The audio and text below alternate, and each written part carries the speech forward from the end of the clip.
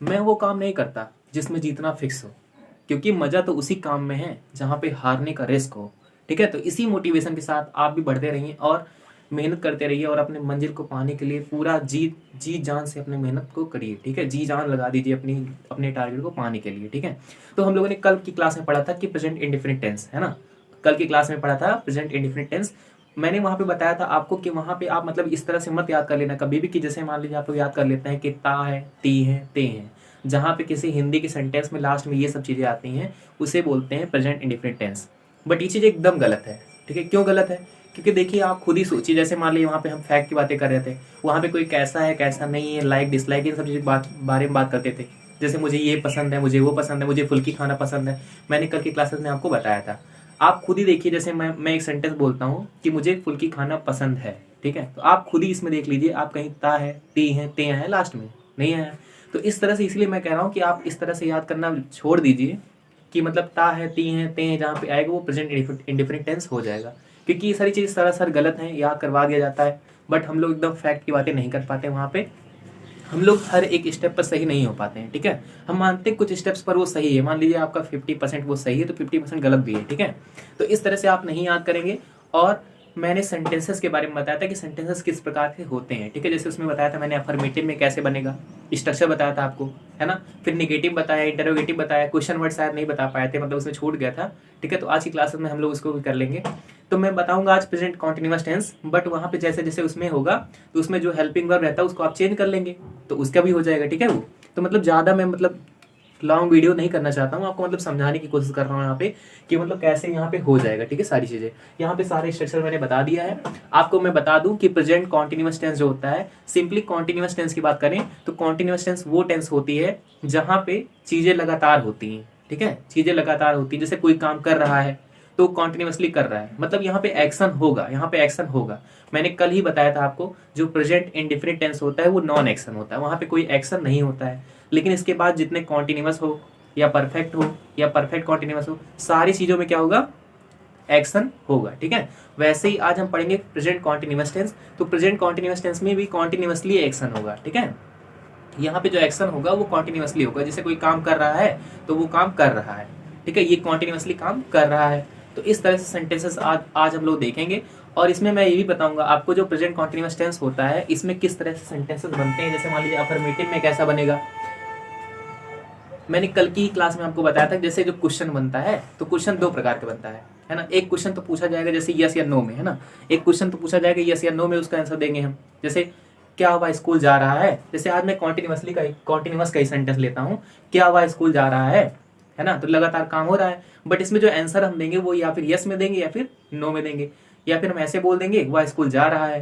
तो जब ऐसे बोल देंगे वह स्कूल जा रहा है तो ये हो जाएगा अफर्मेटिव का। ठीक है, क्वेश्चन कहाँ का था, इंटरोगेटिव का।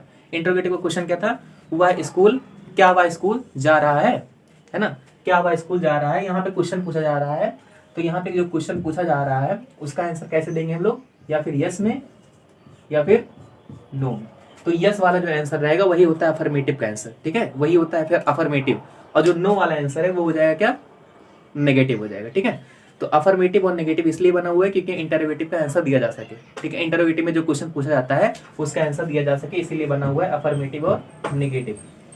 कुछ क्वेश्चंस और भी बनते हैं, जैसे मान लीजिए आपका क्वेश्चन बना कि वह स्कूल क्यों जा रहा है ना, वह स्कूल क्यों जा रहा है। तो यहाँ पर आप खुद ही सोचिए क्यों, क्यों आ गया बीच में, क्यों का मतलब यहाँ पे पूरा रीजन बताना पड़ेगा हम लोग को, वह स्कूल क्यों जा रहा है। ठीक है, तो यहाँ पे जैसे ये हो जाएगा क्वेश्चन वर्ड वाली सेंटेंसेस के लिए। ठीक है, वह स्कूल क्यों जा रहा है, तो यहाँ पे जो क्यों की मीनिंग है मैंने कल बताया था आपको कि क्यों की जो मीनिंग रहेगी क्वेश्चन वर्ड रहेगा उसको सबसे आगे लिख देंगे और पूरा पूरा जो इंटरोगेटिव का स्ट्रक्चर होता है उसी को फॉलो करके पूरा पूरा इंटरोगेटिव का स्ट्रक्चर लिख देंगे। ठीक है, जो इंटरोगेटिव का स्ट्रक्चर होता है ना, वही स्ट्रक्चर पूरा same to same question word वाला भी स्ट्रक्चर होगा। बट केवल क्वेश्चन वर्ड वाले में आपको क्या करना है कि क्वेश्चन वर्ड भी आपको ऐड कर देना है। ठीक है, क्वेश्चन वर्ड क्या कर देंगे आप, ऐड कर देंगे सबसे आगे।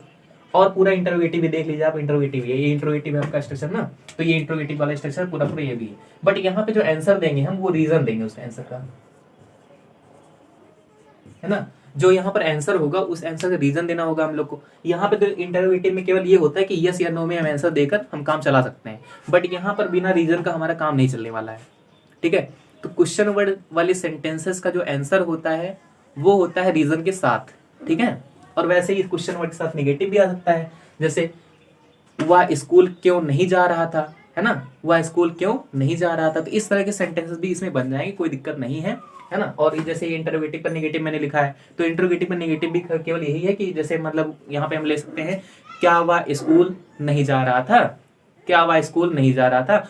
मतलब जब निगेटिव मतलब नेगेटिव भी आ जाएगा तो सीधी सी बात है, नॉट लगा देंगे बस, ठीक है।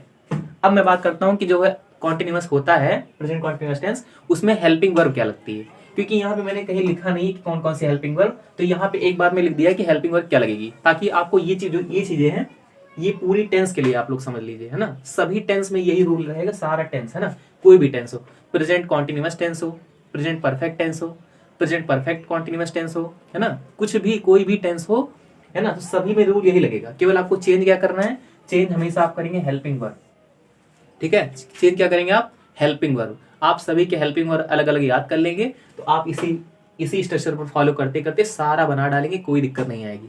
और क्या चेंज करना होता है आपको, मेन वर्ब, है ना, मेन वर्ब और हेल्पिंग वर्ब, ये दो चीज चेंज कर देते हैं और सारा कुछ सेम टू सेम रहता है, सब में यही करेंगे। तो इसीलिए मैंने हेल्पिंग वर्ब इसका अलग से लिख दिया है कि प्रेजेंट कॉन्टिन्यूअस टेंस में इज एम आर लगता है, ठीक है। क्या लगता है, इज एम आर।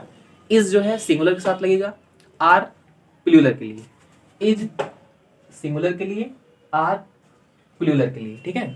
ज्यादा लोग होंगे तो आर लगा देंगे, एक लोग होंगे तो इज लगा देंगे, और अगर आई रहेगा तो आई के साथ में एम लगा देंगे, ठीक है। आई रहेगा तो आई के साथ एम लगा देंगे। तो ये हो गया हेल्पिंग वर्ब, ठीक है। जो हेल्पिंग वर्ब होती है, मैंने कल की क्लास में बताया था आपको कि वो टेंस को आइडेंटिफाई करने की कोशिश करता है कि मतलब ये कौन सी टेंस है। उसके बाद मेन वर्ब होती है, वो मेन वर्किंग बताती है, और लगातार जब एक्शन होता रहेगा तो उसको हम बताने के लिए हम लोग को आईएनजी फॉर्म का यूज करना पड़ेगा। मतलब कि जो मेन वर्ब रहेगी हमारी, वो वर्ब की फर्स्ट फॉर्म में आईएनजी के साथ रहेगी, है ना। मतलब कोई भी कॉन्टिन्यूअस हो, प्रेजेंट कॉन्टिन्यूअस हो या फिर पास्ट कॉन्टिन्यूअस भी हम लोग पढ़ेंगे, तो वहां भी वर्ब की फॉर्म जो रहेगी वो आईएनजी फॉर्म ही रहेगी। मतलब कोई भी टेंस अगर आप देखते हैं वहां पे कॉन्टिन्यूअस है, कोई भी टेंस वहां पे अगर कॉन्टिन्यूअस है ना, कॉन्टिन्यूअस एक्शन चल रहा है, तो वो हमेशा वहां पे मेन वर्ब जो रहेगी वो हमेशा वर्ब की फर्स्ट फॉर्म के साथ साथ आईएनजी फॉर्म को जोड़ना होगा, तभी हम बता पाएंगे वहां पे कॉन्टिन्यूअस एक्शन हो रहा है, मतलब वहां पे लगातार बात हो रही है, तो हम लोग जान पाएंगे, ठीक है। तो मैंने आपको बता दिया जहां पे हेल्पिंग वर्ब लगेगी इज एम आर, और मेन वर्ब में लगेगी वर्ब की आईएनजी फॉर्म, या फिर कह लें वर्ब की फर्स्ट फॉर्म में ही आईएनजी जोड़ देंगे, ठीक है। तो आपको ये चीज आई होप बहुत अच्छे से समझ में आया होगा, है ना। और अफर्मेटिव में मैंने बता दिया कि अफर्मेटिव में सब्जेक्ट होगा। सेंटेंस मैंने एक दिन बताया था आपको पिछली क्लासेस में मैंने आपको बताया था, जो अफर्मेटिव होता है, अफर्मेटिव जो सेंटेंस बनता है उसमें एक सब्जेक्ट होता है और एक ऑब्जेक्ट होता है, उसको जोड़ने के लिए वर्क होता है ना, वर्क। तो वर्क हेल्पिंग वर्ब और मेन वर्ब बताने की कोशिश करता है वर्क क्या हो रहा है, ठीक है।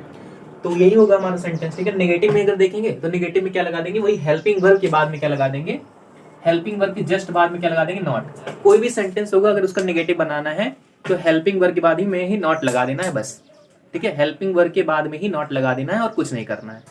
और अगर उसी का इंटरोगेटिव बनाना है तो जो हेल्पिंग वर्ब रहेगा वो आगे चला जाएगा और सब्जेक्ट पीछे चला जाएगा, और सेंटेंस पूरा सेम टू सेम रहेगा, ठीक है। सेंटेंस पूरा सेम टू सेम रहेगा, केवल हम लोग क्या करेंगे यहाँ पे हेल्पिंग वर्ब को आगे कर देंगे और सब्जेक्ट को पीछे कर देंगे, ठीक है ना। हेल्पिंग वर्ब को आगे कर दिया और सब्जेक्ट को पीछे। यहाँ पर देख लीजिए आप, हेल्पिंग वर्ब को मैंने आगे कर दिया और सब्जेक्ट को पीछे, और मेन वर्ब जो भी मतलब जैसा था सब कुछ वैसा ही है। अफर्मेटिव वाला देख लीजिए आप, जैसे था सेम टू सेम वैसे ही, केवल हम लोग ने हेल्पिंग वर्ब आगे कर दिया है और सब्जेक्ट को पीछे कर दिया है, ठीक है। तो ऐसे बन जाएगा इंटरोगेटिव।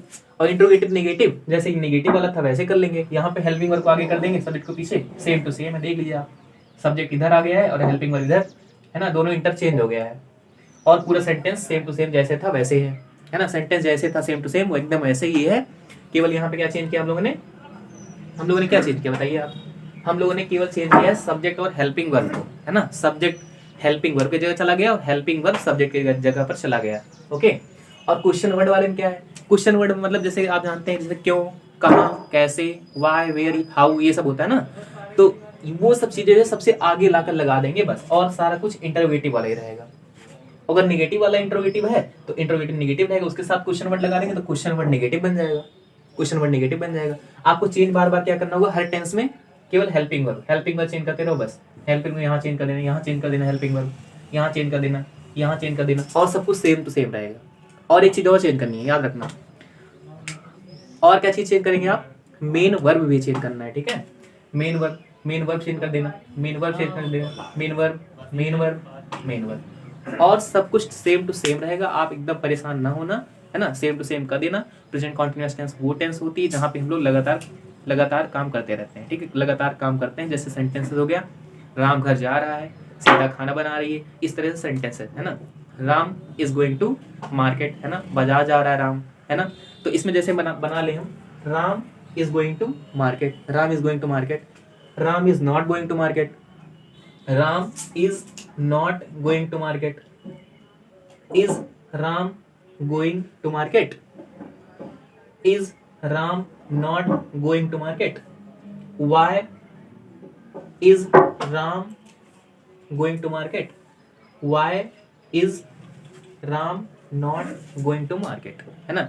इस प्रकार से सारे सेंटेंसेस आप बना लेंगे। मैंने एक एग्जांपल भी आपको बता दिया, वो एग्जांपल आप अपनी कॉपी में नोट कर लेना।